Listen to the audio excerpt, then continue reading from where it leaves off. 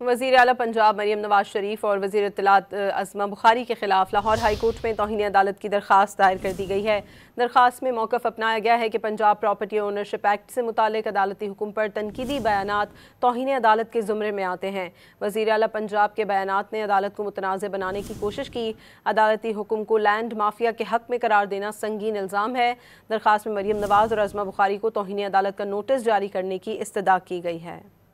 वज़ीर आला पंजाब मरीम नवाज शरीफ और वज़ीर इत्तलात अज़मा बुखारी के खिलाफ लाहौर हाई कोर्ट में तौहीन अदालत की दरख्वास्त दायर कर दी गई है।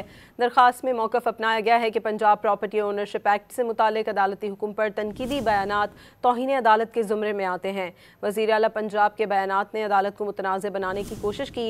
अदालती हुक्म को लैंड माफिया के हक़ में करार देना संगीन इल्ज़ाम है। दरख्वास्त में मरीम नवाज और अज़मा बुखारी को तौहीन अदालत का नोटिस जारी करने की इस्तदा की गई है।